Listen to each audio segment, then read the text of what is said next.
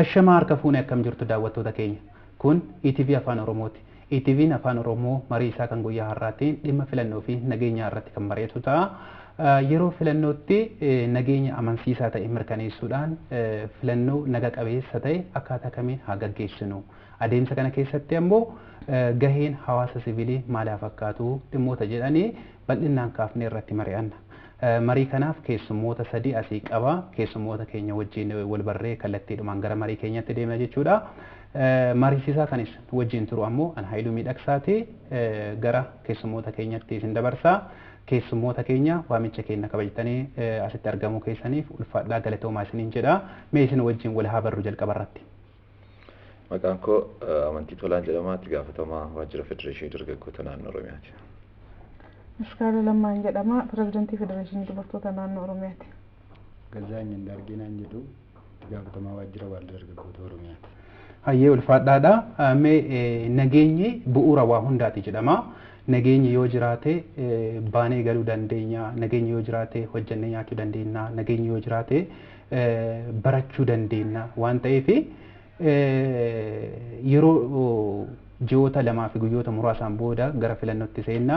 Filannoon kun nagaa qabeessa akka ta'u adeemsi isaa nagaa qabeessa akka ta'u jechuudha. Maal haa goonume maal hojjechuu qabna wanta jedhu kana haa kaafnu. Tole akkuma beekamu bara kana filannoon marsaa ja'affaa akka biyyoolessaatti gaggeeffama. Bara kana keessattuu filannoota baroota darbanii marsaa 5 darbanirraa bara kana bifa adda ta'eetiin filannoon bara kana karaa nagaa karaa haqa qabeessaa fi amanamummaa qabuun akka gaggeeffamudha kallattiin kaa'amee jiru.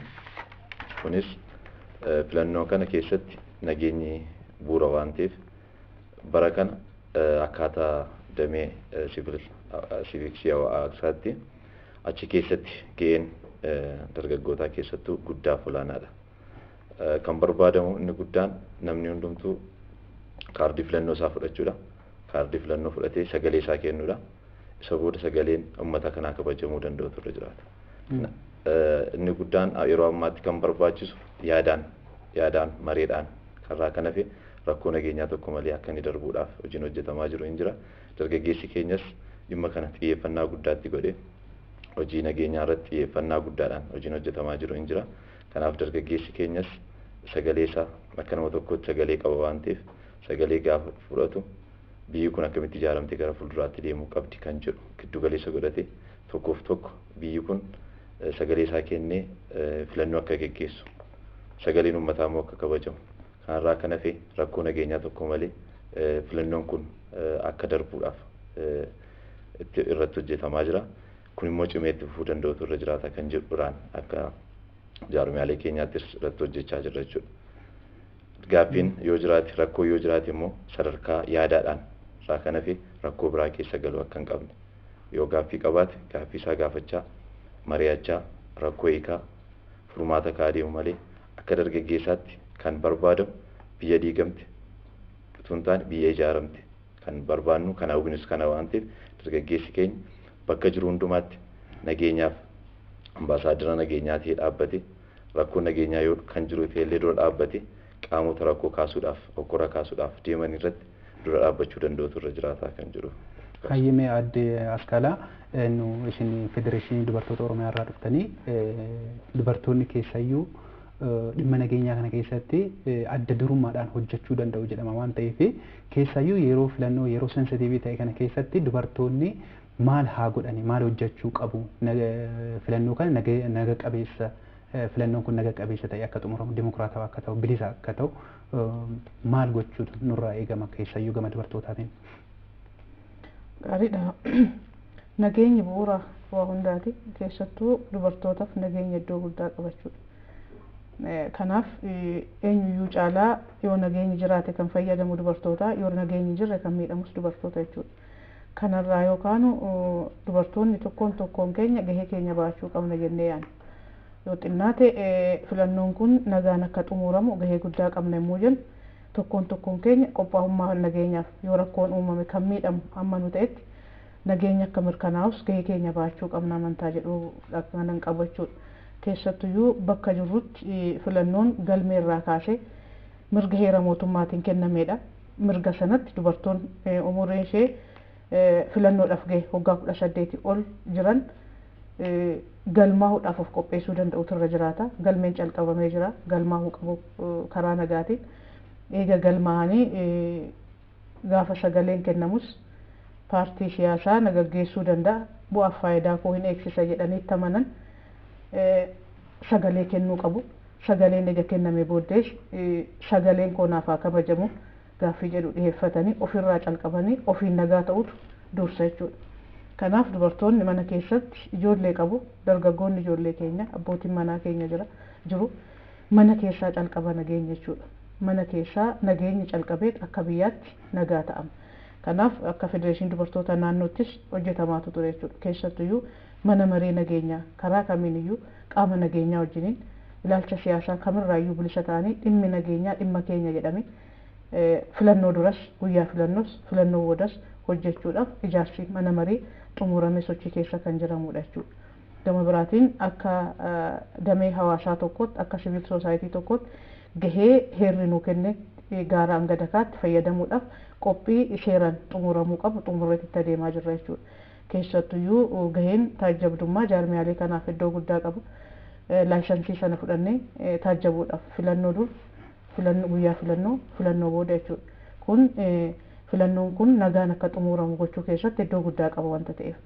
Gama biraatiin filattoon barnoota akka argatan laayisansiin fudhatame miseensi keenya hundi. Hayyamee isatti deebi'aati.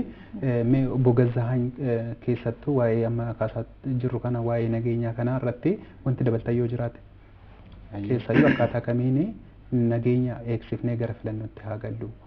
Dirree poolitikaa hundumaafuu mijataa ta'e akkaataa kamiin uumuu danda'a wanta jedhu irratti.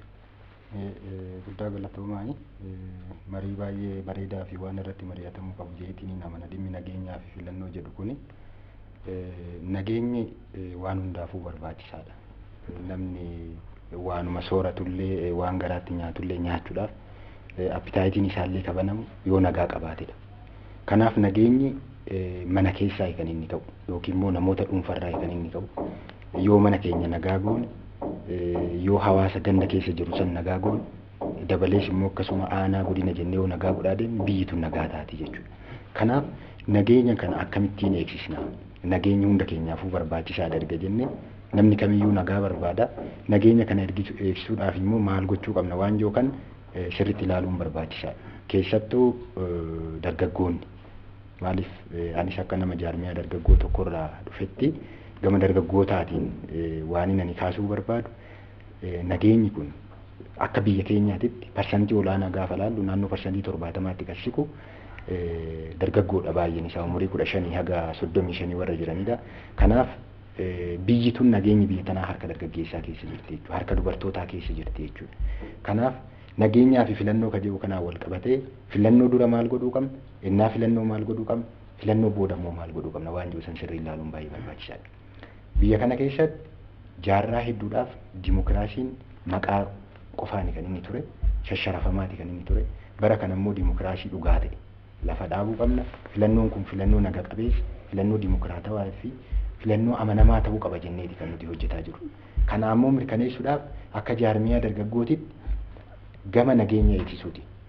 Normaalii poolisiin hin jira, qaamni nageenya hin jira. Sana ciraatti immoo warreen nageenya uummata kanaa booressuudhaaf tarkaanfatan, warreen filannoo kanallee danquudhaaf deeman san uummata wajjin hin taane, qaama nageenyaa wajjin taane gama eeruu kennuuti. Gama ofii keenyaan immoo namoota yakka akkasii uumuudhaan deeman san seeratti dhiyeessuudhaan hirmaachuu.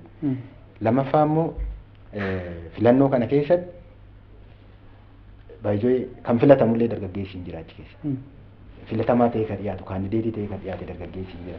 Kan filachiisus dargaggeessa, kan taajjabaa ta'ellee dhiyaatu dargaggeessi hin jira jechuudha achi keessa. Wanni hundumtuu harka keenya jirata waan ta'eef waan kana keessa sooshaal miidiyaadhaan wal qabate. Akkuma beekamu biyya lafaa kanatti mootummaa arfaffaadha jedhamee kan beekamu keessa Itoophiyaa keessa karaasaa jiru sooshaal miidiyaadha. Hayyeetti deebina waa'ee sanii keessayyuu waa'ee odeeffannoo subaa siyaasaa jibbiinsaa irratti illee wanti kaafamee jira waan ta'eef itti deebina. Mee namni kamiyyuu dhalli kamiyyuu jechuudha nageenyi naannawa isaa biyya isaa keessa akka jiru ni hawwa. Kun garuu hawwiidha. Hawwiidhaan nageenya mirkaneessuun hin danda'amu. Kana jechuun nageenyi itti dadhabuu barbaachisaa, irratti hojjechuu barbaachisaa, irratti qophaa'uu barbaachisaa waan ta'eef kutaaleen hawaasa garaagaraa mootummaa dabalatee akkaataa kamiin keessayyuu yeroo filannoo kanaan wal qabatee akkaataa kamiin irratti qophaa'ameeti nageenya mirkaneessuu hin danda'ama. Keessayyuu isin hawaasa sivilii irraa dhuftan waan ta'eef akkaataa kamiin qophaa'aa jirtu mootummaanis akkaataa kamiin haa qophaa'u mee asumatti. Tole naannoo yaadamma kee wajjin wal qabatee bakka sadiitti adda baasneeti kan ilaaluu qabnu. Haala adeemsa nageenya kanaa wajjin wal qabatee tokko filannoo dura maal godhamu akka qabu, filannoo keessattis maal godhamu akka qabu, filannoo booda maal kan jedhu. Nuti amma qaamni addana jirru hundumtuu paartii siyaasaa kamirraayyuu bilisa. Bilisa taanee hojii keenya socho'aa jirra waan ta'eef qaamni kun kan inni barbaadu hojii guddaan hojjetu keessaa inni guddaan biyya kana keessatti nagaaf tasgabbiin akka jiraatudha. Nagaaf tasgabbiin jiraachuu jechuun immoo biyyi kun nagaadhaan namni bee nagaadhaan bee akka inni daldalees galu akka jiraatuuf bu'uura jenneerra. Kanaaf filannoo wajjin wal qabatee amma akka keenyatti sochiin jalqabee jira jechuudha. Keessattuu naamusa filannoo wajjin wal qabatee boordiin filannoo naamusa filannoo adda baasee kaa'eeti kan jiru. Namni hundumtuu kan ittiin bitamuu qabu tokkoof tokko naamusa filannoo sana giddu galeessa godhateeti jechuudha. Naamusi boordiin filannoo siyaasa kamirraa bilisatee dhaabbateedha waan ta'eef waanni boordiin filannoo baase sana giddu galeessa godhatee namni kamuu socho'uu qaba. Waanni boordiin filannoo baase sana giddu galeessa godhatee socho'u jechuun nageenyi amansiisaan akka jiraatu godha waan ta'eef dargaggeessi keenya sadarkaadhaan jiru nageenyi kan koodha dhiyaamanii fudhachuu danda'utu irra jiraata jechuudha. Yoo rakkoon nageenyaa kan dhufu yoo ta'e carraa jalqabaa irratti kan miidhamu tokkoof tokko jalqaba dargaggoota waan ta'eef rakkoon kun ittiin dhufiin dura garuu dhimma kana irratti mareen wantoota jalqaban hin jira jechuudha. Maree kana cimsanii itti fufuu danda'utu irra jiraata sadarkaadhaan. Filannoo duratti maal gochuu akka qabu. Maaliif amma yeroo ammaa galmeen filannoo jalqabeeti kan jiru. Filannoo kana wajjin wal qabatee akka galmeen filannoo hin gaggeeffamneef humni barbaadus jiraachuu danda'a waan ta'eef dargaggeessi keenya immoo biyya kana kaleessas kan saadha, har'as kan saadha, booris kan saati waan ta'eef nageenya akka jiraatuuf ga'ee guddaatu irraa eegama waan ta'eef sadarkaa jirutti oliisaa, ol gorsaa, ol mariisisaa yoo rakkoon jiraate immoo sadarkaa yaadaatti fidee mareedhaan gaggeessuu danda'utu irra jiraata. Mareeyatee furmaata kaa'u. Irraa kan hafe rakkoon nageenyaatu hin dhufin keessa ba'uun hin danda'ama waan jedhu. Guyyaa filannoo irratti wal qabatee yeroo sagaleen kennamu karaa nagaaf tasgabbiidhaan namoonni arra galmaanii kaardii fudhate dargaggeessi fudhate kun hawaasni fudhate kun deemee biyya kana eeyyotu gaggeessuu danda'a. Eeyyotu na gaggeessuu danda'a waggoota fuula kodura jedhan kan jiru adda baasee sagalee isaa kennuu danda'a waan tokko hin jiraatin dhiibbaan kamiyyuutu hin jiraatin jechuudha. Keessattuu filannoota baroota darban irraa wantooti adda godhan dirreen dimokiraasii bal'atee jechuudha kan jiru. Dirree dimokiraasii bal'atee kanatti fayyadame rakkoo nageenyaa tokko tunuumiin sagalee isaa kennachuu danda'utu irra jiraata. Filannoo boodas yeroo baay'ee haalotni turan yeroo jira keessattuu muuxannoo bara 1997 yoo fudhanne yaadonni baay'een turaniiru jechuudha. Okkara adda addaa tureera. Kun deebi'uu hin qabu harmatte jechuudha. Maaliif jaarraa nuun keessa jirus adeemsa nuun keessa jirus kaduraarraa adda waan ta'eef bara kan filannoo keenya boodas sagaleen uummataa kabajamuu danda'utu irra jiraata waan ta'eef dargaggeessi keenya karaa nagaaf tasgabbii waan uummanni sagalee isaa kenne kana kabaje waan boordiin filannoo ibsa baase kana fudhate biyyi kun biyya taate akka itti fuftuuf nageenya keessatti hojjechuu danda'utu irra jiraata waan ta'eef kanaaf mareen dargaggootaa cimee itti fufuu danda'utu irra jiraata wanti jalqaban hin jira amma cimee itti fufee. Tarii gama keessanii maal godhaa jirtarree gama qophiitiin jechuu kiyya kun akka ta'u. Gama qophiitiin tokko akka keenyatti kan jalqabne wantoota boordiin filannoo naamusa boordiin filannoo baase kanaa fi gahee dargaggootaa filannoo jennee wantooti dookimentii qopheessine wanti jalqabne hin jira jechuudha. Akkamitti maayinni naamusi filannoo kan jedhu dargaggeessi keenya beekuu qaba. Naamusi filannoo maal akka ta'e fi gaheen dargaggootaa filannoo dura filannoo keessatti filannoo booda wanti ta'e adda baasnee dookimentii qopheessine wanti jalqabne jira jechuudha. Kanaaf isa giddu galeessa godhatee gaheen koo maayinni kan jedhu sana adda baasee filannoon kun karaa nagaaf tasgabbii amanamummaa qabuun akka xumuramuuf akka inni deemuuf hojiin jalqabamee jira.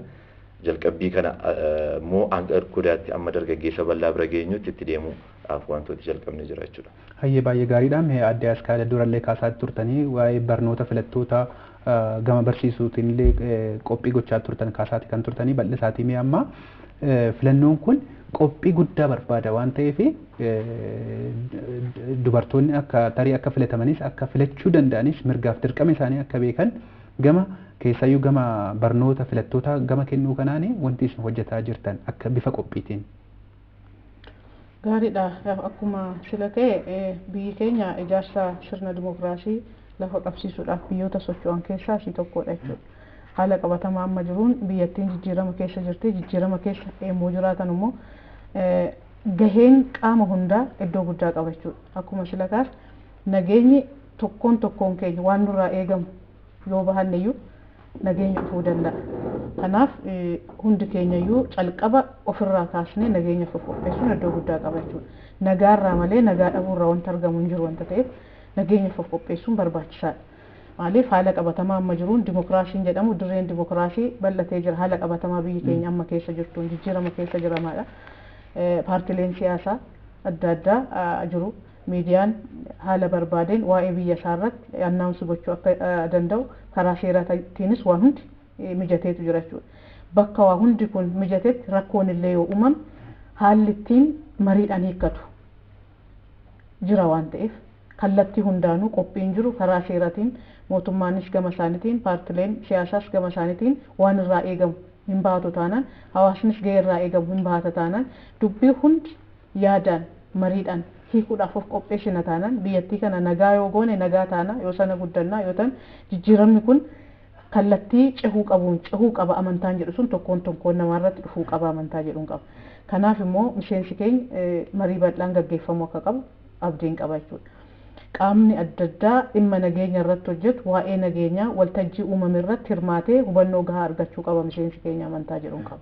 Nus gama keenyaan waan calqabne itti fufuu danda'utu nurra jiraata. Leenjiin leenjistootaa kenname akkuma amma kaas barnoonni filattootaa kennamu sana keessatti naamusni filannoo maal ta'uu akka qabu filannoo keessatti nageenya akkamitti akka eegamuu qabu eenyutu immoo nageenya eega isa jedhu bakka rakkoon uumametti immoo akkamitti mari'atamee rakkoon sun hiikamuu danda'a wanta jedhu irratti miseensa keenya sirriitti barsiisuun barbaachisaadha ta'a jechuudha. Waan nurraa eegamu hundi miseensi waan beekee mormuus beekee deeggaruus kallattii danda'uun wal barsiisuun barbaachisaadha amantaa jedhuun qaba. Beekteetu mormi ta'uu ta'e wanti lolachi geessu hin jiru jechuudha. Wanti tokko irratti nama geessu hin jiru jechuudha. Hubatanii filachuudhaaf akka danda'an barnoonni filannoo qaamni adda addaa barsiisuudhaaf qophaa'e qabatamaadhaan hojiirra oolchuu danda'utu irra jiraata jechuudha. Eenyuun filadhaa maafan filadhaa wanti jedhu dhimma yaadan of amansiistee ofii keetii raawwachuudha wanta ta'eef wanti qaama biraatiin walitti nama buusu hin jiru jechuudha. Akka dubartootaatti hin filannasi hin filatamnasi miseensa paartii kamiyyuu keessa jiru miseensonni keenya kanaaf filatamuudhaafis nagaatu barbaachisa filachuudhaafis nagaatu barbaachisa filachuudhaafis filatamuudhaafis galmeetu barbaachisa namni eenyumtuu otoo hin kadhatin dhiibbaa nam tokkooyyuu malee mirga heera mootummaatiin kennameef fayyadamuu danda'utu irra jiraata hawaasni keenya jechuudha. Umuriin isaa galmaa'uudhaaf keenyan keessattuu dubartoonni bahanii galmaa'uu qaban. Nageenya fiduu keessatti gahee guddaa qabu dargaggoofni dubartoonni. Biyya kana immoo nageenyi dhimmi filannoo harka dargaggoof dubartootaatu jira caalatti jechuudha.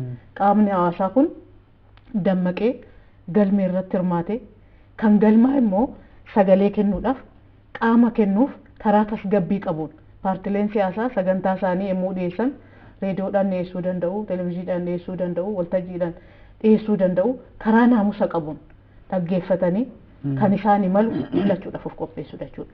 Rakkoon nageenyaa hin uumama yoo ta'e mootummaan kallattiittiin olaantummaa seeraa mirkaneessuu danda'u akka uummataatti gahee isaa baachuu qaba uummanni wanta jedhuun qaba.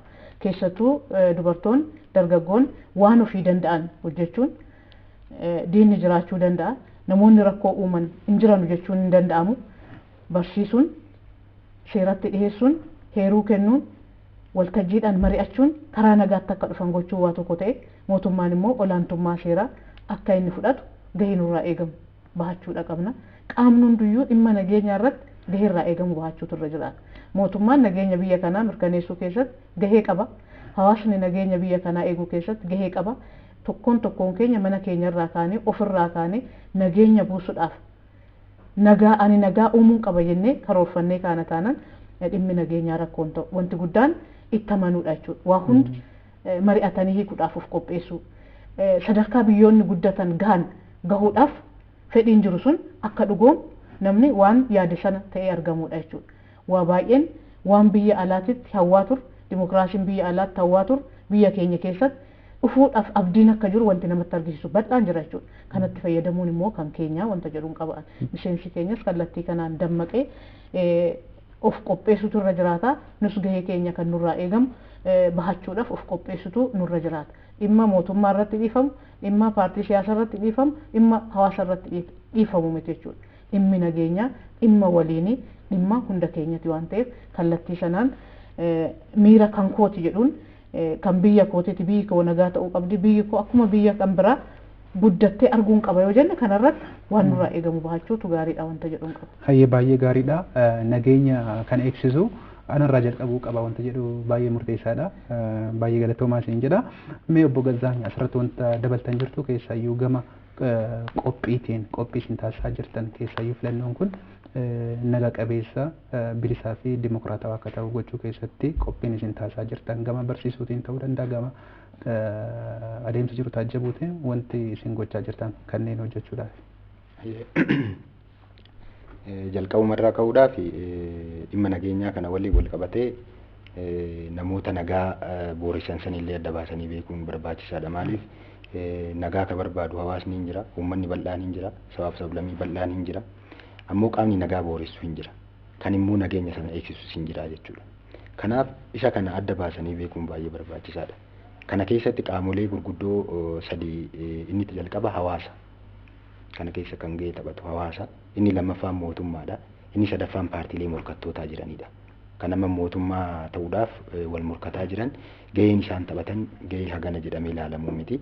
Keessattuu hawaasni keenya kan inni bu'uurarraa hubachuu qaba jedhee ani amanu filannoon mataansaa nageenya fida. Filannoomti kun gaggeeffamuun isaa bifa seera qabeessatiin bifa nagaa qabuun gaggeeffamuun isaa mataansaa nageenya. Kanaaf filannoo kana mirkaneessuudhaaf abbaan aangoo cimaa qabu yookiin immoo nageenya kana mirkaneessuudhaaf aangoo olaanaa akka qabu uummanni mataasaa ana jedhee fudhachuutu irra jiraata jechuudha. Ayyoon nageenya barbaada ta'e nageenya illee kan eegsisu anuma ta'a.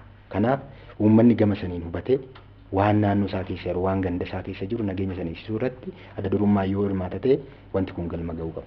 Inni lammaffaan mootummaadha. Mootummaa keessa qaamolee nageenyaatu jira. Qaamoleen nageenyaatis paartii wayiiti wannoo jechuu caalaa akka mootummaatitti jidduu dhaabbatanii qaama kamiifiyyuu bifa wal qixa ta'e ija tokkoon ilaalanii nageenya hawaasaa eegsisuu irratti xiyyeeffannoon isaanii guddaan kan ta'uu qabu. Nageenya hawaasa sanii eegsisu qabeenya hawaasaa tokkichillee akka hin tuqamne sana dura baanii eegsisuu irratti mootummaan gahee guddaa taphata waan ta'eef olaantummaa seeraa kabachiisuu keessatti mootummaan adda durummaa hirmaatu qaba. Inni sadaffaan paartiilee morkattootaati. Paartiileen morkattootaa kun biyyoo jiraateedha kan biyya bushan. Biyya bushuudhaaf kan isaan deemaa jiranii biyyitu yoo jiraatteedha kan isaan boru mootummaa ta'anii hawaasa kana bushuuf deeman waan ta'eef kanaafuu nageenya eegsisuu keessatti isaan illee gahee isaanii taphachuutu irra jiraataa jechuudha. Keessattiyyuu jechoota uummataaf sabaaf saba walitti buusan irraa of qusachuu waan aadaa uummataa safuu uummataa wantoota garaagaraa cabsuu danda'an sana irraa of qusatanii bifa seeraa fi nageenya qabuun bifa dimokiraasaa ta'een dorgommii kanatti keessatti hirmaachuu danda'utu irraa jiraataa jechuudha. Waan hawaasa tuttuquu danda'u, waan madaa hawaasaa fooquu danda'u, waan akkasiisa waan amantaa walitti nama buusuu danda'u, waan sabaaf sablammii saba tokko gadi godhee saba biraa immoo ol godhu irraa of qusatanii akkaatuma seerri akkaataa boordiin filannoo ta'etti seensan akkaataa heerri fi seerri biyyattii tana maaliifuu taanan heeraaf seera biyyattii tana amma jiru kanarra dhaabbanneeti filannoo kan akka deemu qabu. Kanaaf qaamni kamiyyuu heeraa fi seera biyyattii tanaa kabajuutu irra jiraata jechuudha. Hamma boru mootummaa ta'e heeraaf seera biyyattii tana akkaataa ofii barbaaduun akkaataa caasan isaa akkaataa paarlaamaan seerri inni qaamni inni ijaare sun oomishutti amma heeraaf seera biyyattii lafa jiru kana kabajuun dirqama ta'a jechuudha qaamni kamiyyuu. Kanaaf heeraaf seera biyyattii tanaa kabajanii karaa filannootti gara gama naga qabeessa ta'een dhufuutu irra jiraata. Akka siivil soosaayitii akka nuyitti fakkeenyaaf nama waaldaan dargaggoo hin jirra akka waaldaa dargaggootitti maal hojjetaa turre jeneraalii akkuma dargaggeessaatti jechuudha. Dargaggoota kana ji'oota bal'aadhaaf kan nuti leenjisaa turre. Keessattiyyuu gama nageenyaatiin wal qabate waan nagaa uummataa booressuu danda'u maalidha kan nagaa uummataa bu'uureessuu danda'u. Boodarra itti deebina gama sooshaal miidiyaa maal ka jiru kana jechuudha. Oduu sobaa olola sobaa deeman kana cabsuudhaaf dargaggeessa bal'aa hedduudha kan nuti leenjisaa turre. Kan miliyoonatti lakkaa'amutti kan nuti leenjisaa turre jechuudha ji'oota darbaniif. Ammas immoo filannoo kanarratti dargaggoota amma fakkeenyaaf filannoo raawwachiisuudhaaf dargaggoonni gama boordii filannootiin onlaayinii galmaanii filannoo raawwachiisuuf deeman jira. Hedduun isaanii miseensa keenyadha. Ijoollee kanallee warreen boordii filannootiin fudhatamanii qaamni lootee galtoota ta'anii ajandaa biraa tarkaanfachiisuudhaaf achi keessa seenaa illee yoo jiraatan amma seecaanii waan sana adda baasaa jirra jechuudha. Eenyutu magaalaa sana irratti yookiin immoo godina sana irratti yookiin aanaa buufata filannoo sana irratti eenyu filannoo raawwachiisuuf deema dargaggeessa keessa ka jiru san adda baasaa jirra jechuudha. Boordiin filannootillee adda baasaa jirra. Nus adda baasnee qaama shakkii irraa qabnu san qaama yookiin paartii wayiiti ka hojjetu yoo jiraate. Maaliif namni filachiisu tokko paartii irraa bilisa ta'uutu irra jiraata seerri. Qaama kamiifiyyuu adalla'uun qabu sanarraa bilisa ta'ee jidduu dhaabbatee waan san filannoo san raawwachiisuu qaba. Sana adda baasaa jira. Inni lammataa bifa taajjabbiitiin ka jedhu akkuma hundumtuu beeku waaldaan dargaggootis federeeshiniinis qaama seerummaa argatee filannoo kana taajjabuudhaaf sartifikeetii fudhateeti kan inni itti deemaa jiru jechuudha. Boordii filannoo wajjin ta'e dargaggoota hedduu galmeessuudhaan gara filannoo kana taajjabutitti yoo xiqqaate akka nuti amma qabannee jirutti buufata filannoo tokko irratti nam tokko akka waaldaatti illee hin teechifannaa waan jiru saniin qabanneetu hojjetaa jirra. Hojii baay'eetu nu hafa hojjechaallee jirra jechuudha. Nageenya kana eegsisuudhaaf keessattuu waan bal'aadha kan nuti hojjetaa jiru. Istiil ammallee amma sa'aa kanaatti dargaggeessi keenya nageenya eegsisuu keessatti bakka garaagaraatti argamee hojii bal'aa hojjetaa jira jechuudha. Hayyee baay'ee gaariidha. Akkuma nageenya dimokiraasiinis wanta nuti barbaanne qofaaf salphumatti dhufuu danda'u miti. Ifaajii guddaa barbaada. Itti gaafatamummaa baachuu barbaada. Sirna barbaada waan ta'eef hawaasni biyya keenya yeroo filannootti galamu kana akkaataa kamiin naamusaa fi sirna dimokiraasiin barbaadu kana beeknee mirgaa fi dirqama keenya beeknee gara filannootti galuu qabna. Mee obbo Amantii? Filannoon wajjin ol qabatee waama bal'aa sila kaasaa turre.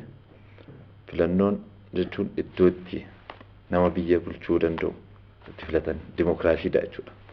Keessattuu uummata keenyaa fi dimokiraasiin haaraa miti.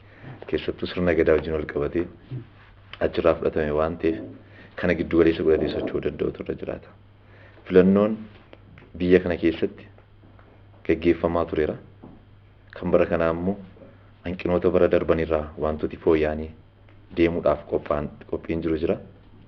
Kanaaf dimokiraasii dhugaa lafa qabsiisuudhaaf hawaasni keenya sadarkaadhaan jiru. Fakkeenyaaf akka dargaggoottis haa ta'u akka dubartootaattis gurmaa'insi gubbaarraa kaasee hanga dakaatti kan inni jiru. Akka miseensa keenyaattis sochiin ijaarsa sirna dimokiraasii wajjin ol qabatu hubannoon yeroo yerootti kennamaati kan ture jechuudha. Kanaaf miseensi keenya sirriitti waa'ee dimokiraasii kana sirriitti baree beekee hubatee qaamota biraa hubachiisuu danda'utu irra jiraata. Of duraaf beekuu duwwaa miti. Qaamni naannoo isaa jiru fakkeenyaaf dargaggeessi tokko waa'ee dimokiraasii sirriitti kan hubatee taanaan kan inni itti galu manatti gala abbaan jira haati jira obbolootii jiru waan ta'eef isaan kana hubachiisuu danda'udha. Kana jechuun akkuma sila nageenya narraa kaa jennee jalqabne dimokiraasii lafa qabsiisuunis narraa kaa jennee qabachuu danda'utu irra jiraata jechuudha. Kanaaf dimokiraasiin amma jiru kana keessatti gahee isaa bahuu danda'utu irra jiraata. Dimokiraasii itti boofsisuu danda'utu irra jiraata. Maaliif biyyi tokko dimokiraasii hin qabu taanaan biyya jedhamu waan hin dandeenyeef. Keessattuu siivikiin hawaasaa kun inni guddaa olaanaan kan inni irratti hojjetu waa'ee ijaarsa sirna dimokiraasii irratti jechuudha. Hubannaa akka lafa qabsiisuudhaaf deema waan ta'eef kanaaf qaamni kun sirriitti beekee karaa dimokiraataa ta'een dimokiraasummaa jiru kanatti fayyadamee sagalee isaallee akka inni kennu jechuudha. Filannoon dhiyaachuu jechuun dimokiraasii agarsiisa jechuudha. Carraan filannoo kennamu. Biyyoonni baay'een kan filannoo malee deeman hin jiru. Dimokiraasiin kan keessatti hin dhagaa. Biyya kana keessatti immoo dimokiraasii lafa qabsiisuudhaaf sochiin godhamaa jiru jira. So carraa argate kanatti fayyadamee dimokiraasii jalqabe kan lafa qabsiisuu danda'uudhaaf kan inni gochuun irra jiru tokkoof tokko sagalee isaa karaa nagaaf tasgabbii qabuun kennee biyya kana nama geggeessu filachuu danda'utu irra jiraata jechuudha. Amma kan jechaa jirru boroftaan mootummaan kun bakka nan bu'u abaluu bakka nan bu'u jechuun qabu dargaggeessi kee kan inni gochuu qabu arra adda baasee kaardii fudhachuu danda'utu irra jiraata dimokiraasii lafa qabsiisuudhaaf. kaardii fudhate kana sagalee isaa kennutu irra jiraata. Sagalee isaa kan kenneen immoo gaafa sagaleen kun adda bu'u dimookiraasummaadhaan waan filateef dimookiraasii jennu kana lafa qabsiisee itti deemuu danda'utu irra jiraata waan ta'eef kanaaf ga'een gurmaa'insa kanaas olaanaadha. Ofiisaa duwwaa beekuutu hin taane hawaasni bal'aan illee akka beekuuf irratti hojjechuu danda'utu irra jiraata waan jedhu kaasa. Mee bu'aa innoo adde askaadha akkuma dura kaasaa turre dimookiraasiin naamusa barbaada itti gaafatamummaa baachuu barbaada jennee jirra. Kana jechuun sirna barbaada naamusa barbaada jechuudha. Kanaafuu dargaggoonni keenyas dubartoonni keenyas naamusa dimookiraasiin barbaadu kana itti gaafatamummaa dimookiraasiin barbaadu kana gama ijaaruutiin tarii akka hawaasa sibiliitti maal hojjetaa jirru keessayyuu mirgaaf dirqama keenya sirriitti beekne gara filannootti galuu qabna waan ta'eef. Gaariidha. Dimookiraasiin akkuma kan nageenyaa san ofirraa calqabachuudha. Dimookiraatawaa ta'uudhaaf ofii of qopheessuudha. Dimookiraatawaa ta'uudhaaf yaada namaa dhaggeeffachuun yaadni ofiis akka dhaggeeffatamu gochuun sagalee caalmadhaan bitamuun achirraa calqaba dimookiraatawaa ta'uun ofirraa calqabaa jechuudha. Kun saba keenya keessatti yoo dhudhaa kaleessaa ilaal sirna gadaa keessatti dhimmi dimookiraasii hawaasa keenyaaf saba keenyaaf haaraa miti jechuudha. Biyya keenya fi miti biyya alaatis biyya fakkeenya taatudha biyya keenya wanta ta'eef dimookiraasiin filannoon ijaarsa sirna dimookiraasii keessatti hojii tokkodha malee dimookiraasii hunda miti. Waa baay'ee qaba dimookiraasii yommuu jennu jechuudha. Federaalizimii dhugaa ijaaruudhaaf sochiin taasifamu mirgi namummaaf dimookiraasummaa biyya keessatti akka kabajamu wanti hojjetamaa jiru dimookiraasiin kan ittiin ibsamu waa baay'ee ta'e dhimmi filannoo garuu ijaarsa sirna dimookiraasii keessatti gosa tokkodha jechuudha. Mootummaa hawaasa filateen biyya gaggeessuun karaa nagaatiin filannoo karaa nagaa karaa dimookiraatawaa hawaasa biratti haqa qabeessa gaggeessuun mataansaa dimookiraasii gosa filannoo keessaa dhufudha. Kana gochuudhaaf miseensi keenya of qopheessuu qaba. Miseensa qofa otoo hin ta'in hawaasa biyyattii kanaaf bitamuu danda'utu irra jiraata. Tokkoon akkuma jedhamu filannoo dura ijaarsa sirna dimookiraasii keessatti filannoon yommuu gaggeeffamu filannoo dura maaltu raawwatama? Anarraa maaltu eegamaa maal raawwachuun qaba? Guyyaa filannoo maal gochuun qaba? Naamusni filannoo jira, heerri mootummaa jira, seerota biyyattiitiin bitamee jechuudha. Maaltu narraa eegama wanta jedhu san beekuu danda'utu irra jira. Qaamni beeksisuus beeksisuudha qaba. Filannoo booda maaltu narraa eegama? Filannoo dimookiraataa akka gaggeeffamuuf. Biyyi kun biyya dimookiraasiin keessatti dagaage. Biyya dimookiraasiin miila lamaan dhaabbate gochuudhaaf maaltu narraa eegamaan sun barbaachisaadha. Kanaaf haala filannoo ammaatiin filannoon yaaddoo ta'uu hin qabu. Filannoon carraadha. Kanaaf filannoo dura akkaataa seerri jedhuun namni hundi galmaa'uu danda'udha. Eega galmaa'ee booddee qaamni filatuun galmaa, qaamni filatamus waan irraa eegamu raawwata. Paartileen siyaasaa qaama galmaa'e kanaaf sagantaasaa injifannoo hanga ammaa qabu gara fuula duraatti yoo filatan yoo hawaasni filate maal hojjechuu akka qabu karaa naamusa qabuun qaama filannoodhaaf galmaa'e san barsiisuudha qaba. Tariitii haala kanaan duraatiin keessattuu paartileen siyaasaa iddoo guddaa qabu iddoo kanatti jechuudha. Dhimmoonni qaamni akka filatan ittiin of qopheessan keessaa tokko sagantaa ofii karaa nagaatiin dhiyeessuudha. Siyaasa walarrabsoo keessaa bahuu qaba paartiin siyaasaa wanta jedhuun qaban. Waan kaleessa hojjeteen waan arra hojjetaa jiruun waan boru nan hojjedhaaf jedhuun of gurguruu danda'utu irra jiraata jechuudha. Paartiin siyaasaa tokko paartii biraa arrabsuudhaan maqaa balleessii adda addaatiin filannoon gaggeeffamu akka hin jirre inni kun nagaaf tasgabbii uumuu keessatti illee rakkoo qaba wanta ta'eef sagantaasaa karaa bilisa ta'een dhiyeessuu qaamni filatus kallattii kanaan dhaggeeffachuudha qaba jedhee yaada. Eega wal barsiisanii kanatu naa ta'a jedhee namni mataa isaatiin of qopheessee guyyaa filannoo gaafa ga'u namni eega garmaa'ee kaardii filannoo san abbaa barbaadeef kennuu danda'utu irra jiraata. Abbaa barbaadeef kenna kan na fayyada jedhu kenna filannoo barii garuu qaamni ani filadhe ta'uu danda'a kan qaamni biraa filate ta'uu danda'a sagalee caalmaa argatee paartii siyaasaa moo'e sana bitamuudhaaf gaggeeffamuudhaaf of qopheessuun qaba amantaa jedhuun qaba. Miseensi keenyas kana ta'uu qaba wanta ta'eef jechuudha. Baay'ee gaariidha. Mee obbo Gazaanii wanti dabalatan jira asirratti? Gama dimookiraasii dhugaa lafa qabsiisuu ka jiru egaa yeroo baay'ee dimookiraasii dhugaa jenna.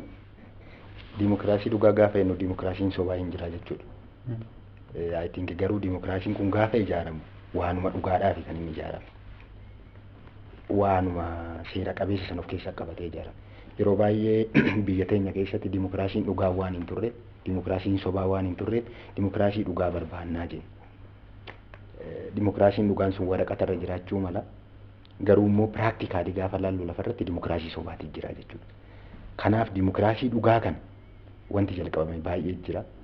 Sana lafa qabsiisuudhaaf maal gochuu qabnaa waan jedhu san sirritti laaluun baay'ee barbaachisaadha. Fakkeenyaaf dimokiraasiin wantoonni baay'een dimokiraasii irraa kan qicaman hin jiran jechuun bakka wal qixxummaan hin jirretti, bakka wal kabajuun hin jirretti, bakka haqummaan hin jirretti, bakka iftoominni hin jirretti, bakka olaantummaan seeraa hin jirretti dimokiraasiin hin jira jechuun abadan hin ta'u jechuudha. Olaantummaan seeraa kabajamuutu irra jiraata. Walqixxummaan lammiilee sabaaf saba biyya kana keessa jiraachuutu irra jiraata. Haqummaan jiraachuu qaba. Wal kabajuun illee jiraachuu qaba jechuudha qixxuma sanii. Gaafas dimokiraasiin dhugaan lafa taa'e.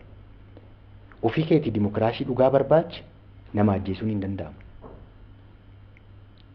Dimokiraasii dhugaan akka saba keetii yookiin immoo uummata keetii akka jiraatu gaaf barbaade maalidhaan mariidhaani jechuudha dimokiraasiin kan ijaaramu.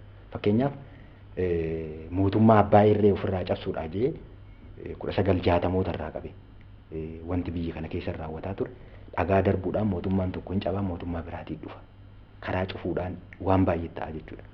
Dimokiraasiin garuu dhagaa darbachuudhaan dimokiraasii ijaaruu hin dandeessu. Dimokiraasiin maalidhaan ijaarama? Qaamoleen beektonni hayyoonni biyya kanaas haa ta'an qaamoleen hawaasni bal'aan gattaa'ee mari'atee namni wal dhabe yoo jiraate maalirra wal dhabnee maal furachuu qabna jee gattaa'ee mari'atee waan rakkoo jiru san mariidhaan hiikamee dimokiraasiin dhugaan ijaarama jechuudha. Kanaaf dimokiraasii dhugaa ijaaruudhaaf qaamni kamiyyuu anas na ilaallataa jedhee quba nama biraarra qabu caala ofirra qabeetti deemuu irra jiraata jechuudha. Kanaaf dimokiraasiin furtuu biyya kanaati. Rakkoowwan biyya kana keessa jiran hedduu isaa ni fura. Kana hundumtuu irra walii gala. Kan dimokiraasiin barbaanne hin jiru garuu dimokiraasii dhugaa san lafa dhaabuudhaaf eenyutu hojjetaa jira. Paartileen siyaasatiis akka ofii isaaniitti ani maaltu narraa eegama? Maal hojjechuun qaba? Mootummaanis akka mootummaatitti. Qaamni hawaasaallee ka dimokiraasii barbaadu sun maal gochuun qaba ka jedhu san sirrii gattaa'ee filannoo kana keessattiyyuu filannoo dimokiraatawaadha. Kan nuti akka nuu ta'u barbaannu akka dargaggeessaattis filannoo dimokiraatawaa. Kan namni akka kaleessa san parsantii 99% immoo jedhu hin barbaannu. Dhuguma dubbachuuf taanaan jechuudha. Filannoo dimokiraatawaa yoo ta'e sagaleen nam tokkoo kabajamuu qaba achi keessatti. Anis immoo akka filataa tokkootti ta'e dargaggeessi tokko akka filataa tokkootti sagaleen tokkittiin inni kennu sun sagalee dantaa saba bal'aa murteessudha. Sabaaf sablammii biyya kanaa dantaa nama sanii kan murteessudha. Har'a namni wayii waan giruuppii yookaan immoo ganda koo keessaa ba'eef jedhee waan bakka wayiitiif dhufeedhee an sagalee kiyya kennee boru namni sun nama biraati irratti waan hin taane hojjeta yoo ta'e itti gaafatamaa nana ta'a jechuudha sagalee tokkitti ani kennisanii. Kanaaf gaafa filannullee eenyutu dantaa sabaaf sablammii biyya kanaa kabachiisuu danda'a.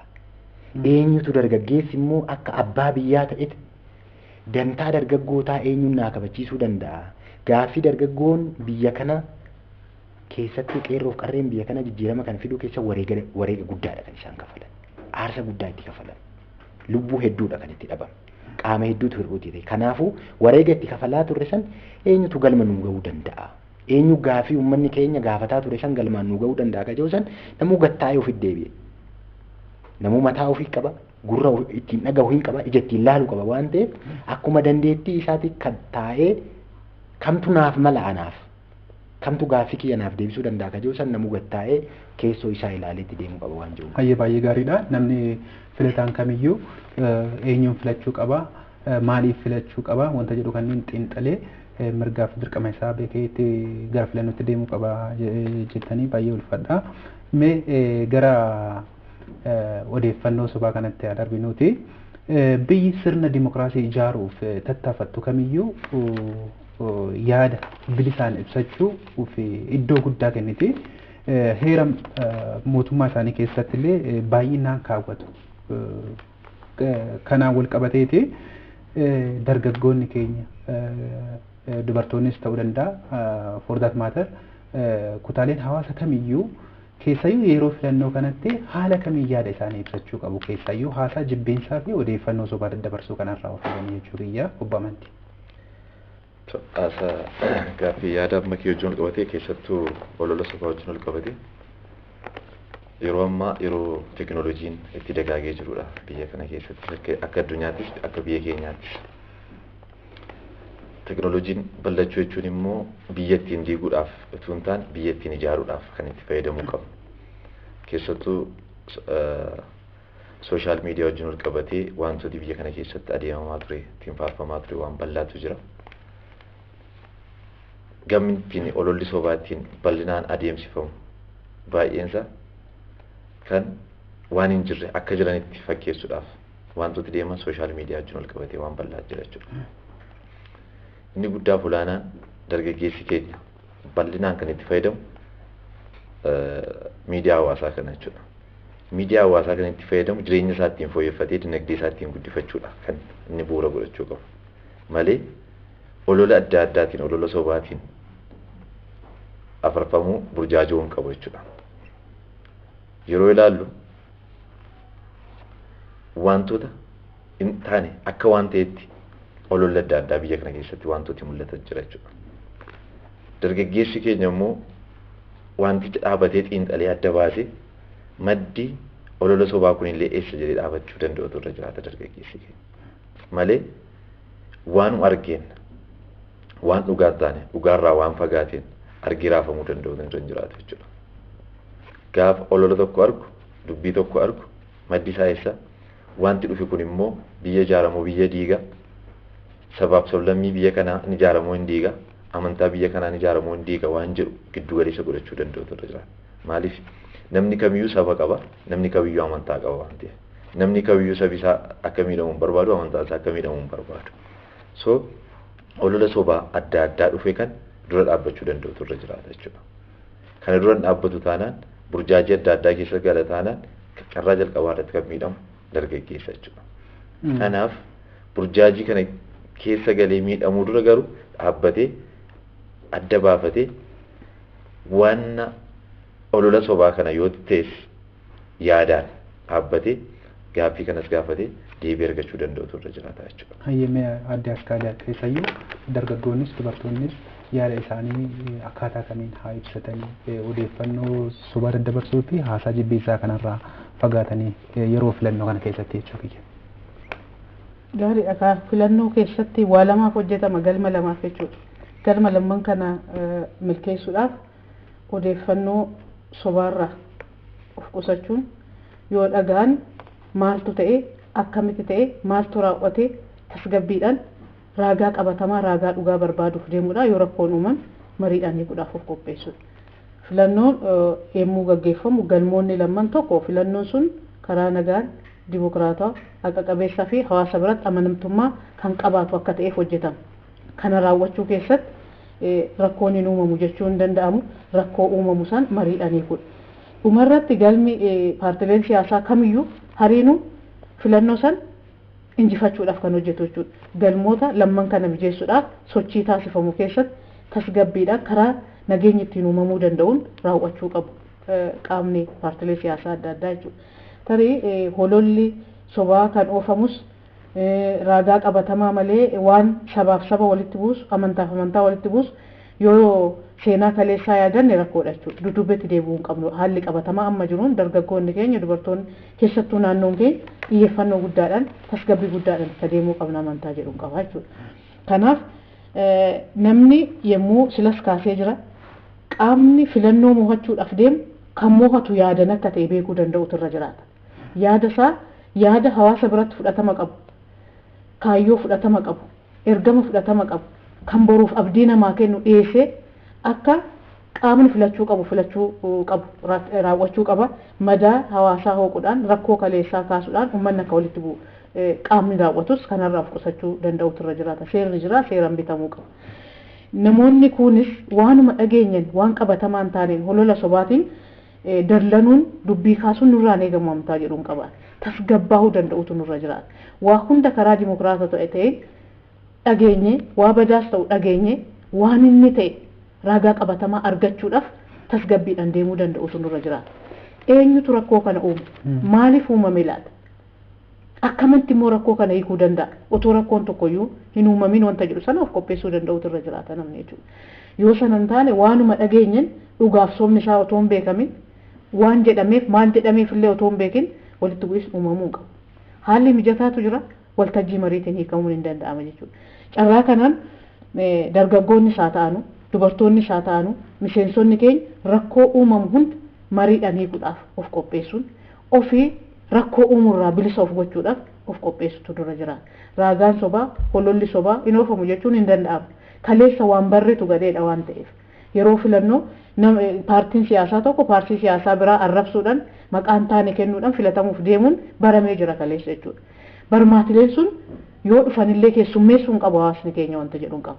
Kan amanuu qabu karaa dimokiraatawaa ta'een waltajjiidhaan miidiyaadhaan waan inni dhiyeessu waan gabaan dhiyeeffatu bituudhaaf of qopheessuudha malee dubbii kaasuudhaan holola raagaa hin qabne burjaajaa ooluun sabaaf saba walitti buusuun amantaaf amantaadhaan nama walitti buusuun kun seenaa kaleessaa kanarraan dabalame ta'uu beekuu qaba. Dargaggoon ta'uu beekuu qabdi dubartiin naannoo keenya. Qaamni kun dimokiraasii sirriin biyya kana keessa jiraannan fayyadamaan qaama kanaadha wanta ta'eef waa hundarraa of qopheessuun ofirraa kaasuun waan barbaade yoon dhagee amma raagaa dhugaa ta'uu isaa beekamutti rakkoo uumuun narra hin jiraatu.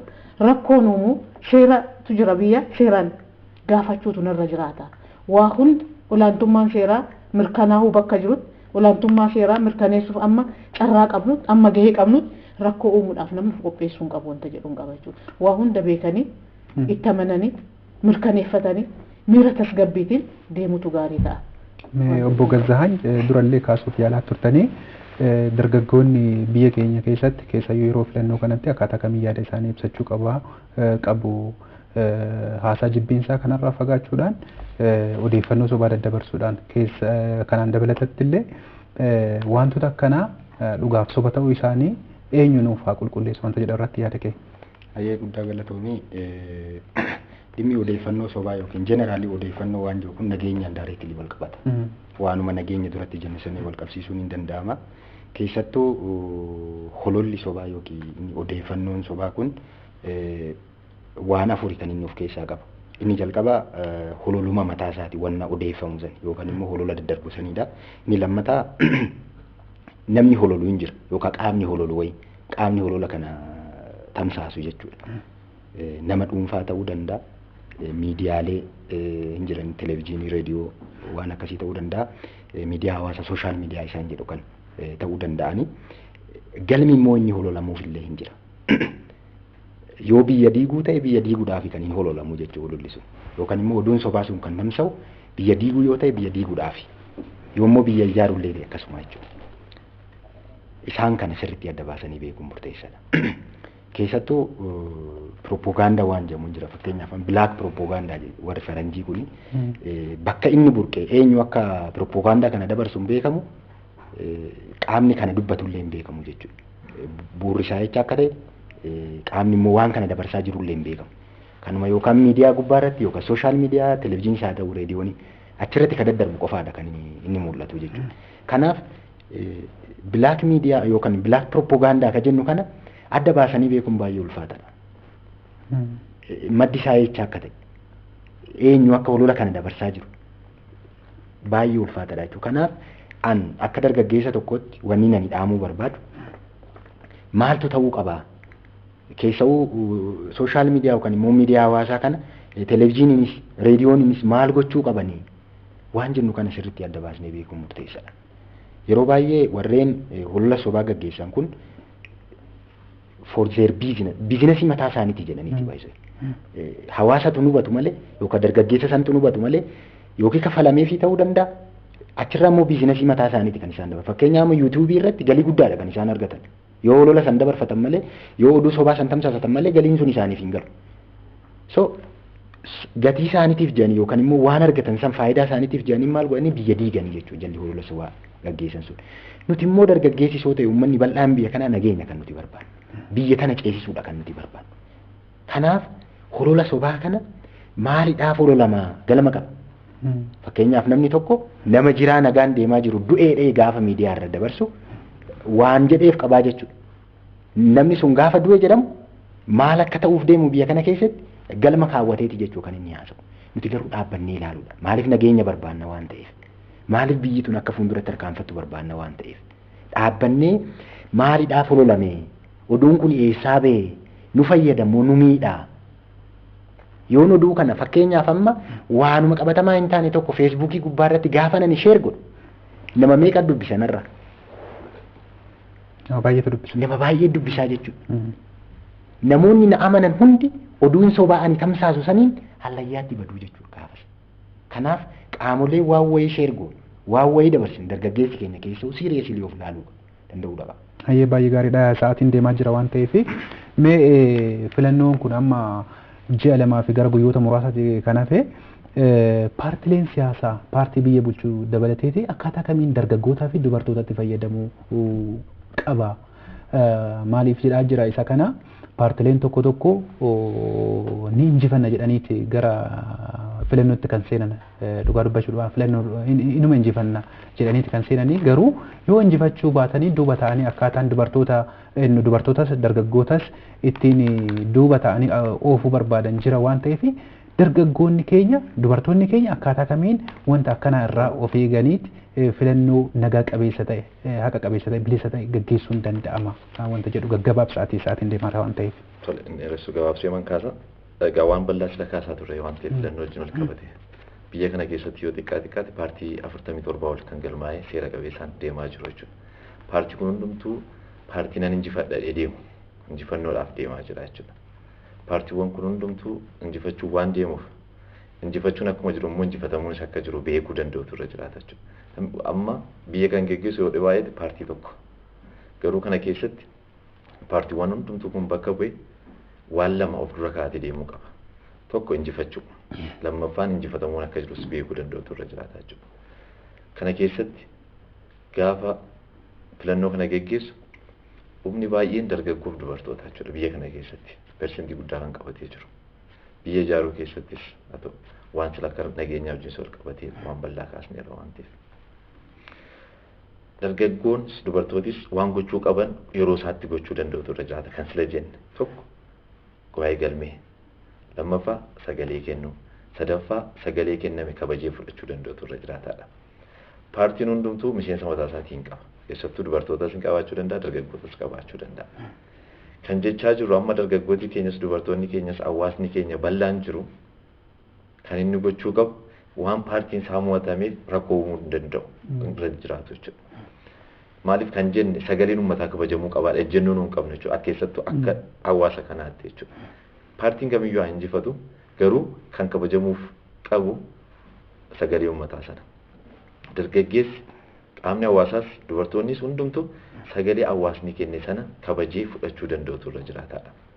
Kanarraa kan hafe filannoo booda waan paartiin tokko waan injifatameef maaliif muuxannoon kun biyyoota gurguddatanis keessas jira jechuudha. Biyyoota baay'ee dimookiraasiin dagaageera jiru keessas wantooti calaqqee mul'atan jira jechuudha. Nuun sana ta'uu hin qabnu. Dimookiraasii cimaa lafa qabsiisuu danda'utu nurra jiraata waan ta'eef sagaleen kun gaafa boordiin filannoo amma adda baasutti namni kamiyyuu amma maaltu mudata yeroo baay'ee ituu sagaleen lakkaa'amee adda hin bahin paartii kanatu mo'e kan jedhu ilaalcha akkasii amalli baratamee jira biyya kana keessatti. Dargaggeessi keenyas dubartoonni keenyas qaamni hawaasaa kanaan burjaaja'uu danda'an irra jiraatu.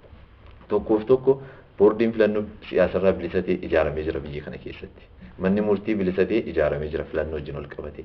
So iddii sagaleen uummataa lakkaa'amee boordiin filannoo ibsa baasee paartii mo'ate kana sagalee isaa ibse dargaggeessi keenyas dubartooti keenyas qaamni hawaasaa jiru sagalee kana kabajuu danda'utu irra jiraata malee paartii tokkoof jedhee biyya diiguu hin qabu.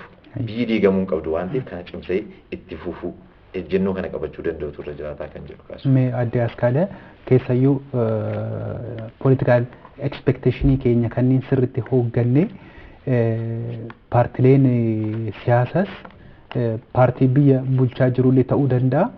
Dubartootas dargaggootas miira keessa osoo hin gashiin akkaataa kamiin itti fayyadamuu danda'u. Dargaggoonni keenya keessayyuu paartiin isaan deeggaran yoo injifatame akkaataa kamiin miira keessaa ba'aniiti wantoota akkanaa irraa of eeguu danda'u wanta jedhan irratti. Wanti guddaan calqaba miira nagaa booressu keessaa bahudha calqabuma jechuudha. Filannoo keessatti moohuun akka jiru akkuma sila ta'e moohamuunis jira. Paartileen siyaasaa kamiyyuu moo'uudhaaf kan dorgoman. Gaafa moo'uudhaaf dorgoman yoo moo'e kanaan hojjedhaa jedhaniitti deemu. Yoo moohame immoo wanti jedhu sun dhufuu qaba eeyyaata. Akkuma sila ta'e paartileen siyaasaas dargaggoonnis dubartoonnis filannoo dura waan hojjechuu qaban jira kaasneerra sila jechuudha. Hundoof qopheessa gama isaatiin jechuudha. Kan dargaggootaaf dubartootaa kaasuudhaaf yaalleerra. Paartileen siyaasaa moohuudhaaf waan hojjechuu qaban hunda hojjechuu qabu karaa nagaatiin waltajjiidhaan sagantaa qaban manifestoo qaban waan kaleessa hojjetan waan har'a hojjetaa jiraniin waan boru hojjetaniin akkamitti dargaggoo fayyaduudhaaf hirmaannaa fayyadamummaa isaanii kabachiisuudhaaf akka hojjetan maal akka hojjetan eenyuuf akka hojjetan yoom akka hojjetan karaa nagaatiin ibsuudhaaf qabu. Sana booddee filannoo dura duula na filadhaa akkaataa boordiin filannoo kaa'een gaggeessu guyyaa filannoo dargaggoonnis dubartoonnis qaamni hawaasa biyyattii sagalee isaa kenna filannoo barii sagalee uummataa kabajuu qaba. Paartiin siyaasaa kamiyyuu jechuudha. Paartii siyaasaa biyya bulchu ta'uu danda'a. Paartilee siyaasaa mirga heerri mootummaa kenneef dimokiraatummaan biyya keessatti babal'achuudhaan dirree dimokiraasii kanatti fayyadamuudhaaf dorgomaa jiran hundi jara sagalee uummataa kabajuudhaaf of qopheessuu danda'utu irra jiraata. Yoo moohe uummata kana gaggeessuudhaaf yoo moohame immoo waggaan 5 maaliyyuu miti waggooti 5 dhufu hojjedheen uummata har'a nan filanne akka na filatu. Kan na filate immoo teenkuu jedhee deemuutu narra jiraata jedheef qopheessuu qaba paartiin siyaasaa jechuudha. Paartiin siyaasaa biyya kana guddina tokkorraa tokkotti ceesisuudhaaf deemu filannoo barii hawaasa walitti buusee jeequmsa uume biyya diiguun qabu.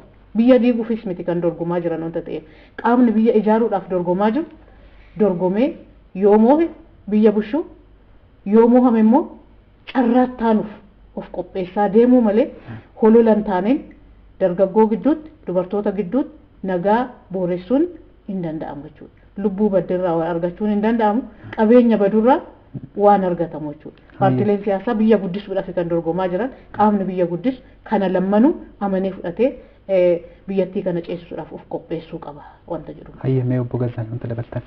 Ani kanarratti waan hin dabalu silas kaasaan ture gama paartilee morkattootaa kanaan wal qabate yookaan immoo paartilee siyaasaa amma dorgomuuf deeman 47 Itoophiyaa irra dorgomuu deeman kanaan wal qabate jalqaba irra abbaan murtoo uummata ta'uusaa beekuu danda'uudha qabu.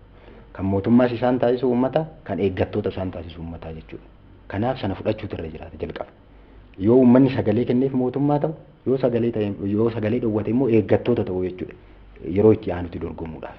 Kanaaf uummata kabajuu qabu jalqaba. Sagaleen uummataa sun kabajamuu danda'uudha qaba.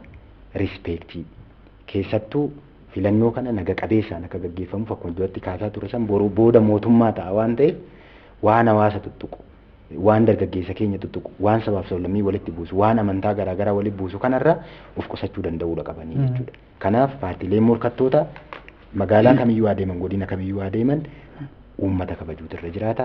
Gaaffii uummataa sirnaan keessummeessuudha. Qajeelfamaaf tarsiimoo qabatanii deeman san yaada mo'ataa qabatan san uummatatti gurgurachuudhaaf deemutu irra jiraata jedhee nama. Hayyee keessummoota keenya filannoo bara kanaatiin wal qabanneeti nageenyi eegamee akkaataa kamiin filannoo milkaa'aa ta'e gaggeessuu dandeenya dhimma jedhu irratti yaada keessa waan nu kennitaniif ulfaadhaa galatoomaa isiniin jedha.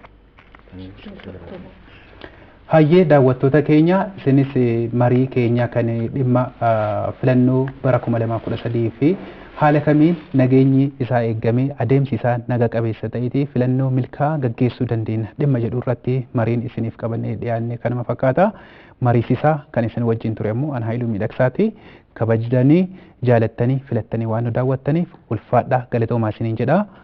Qophii keenya kan biraa wajjin hanga wal agarrutti turtii gaarii.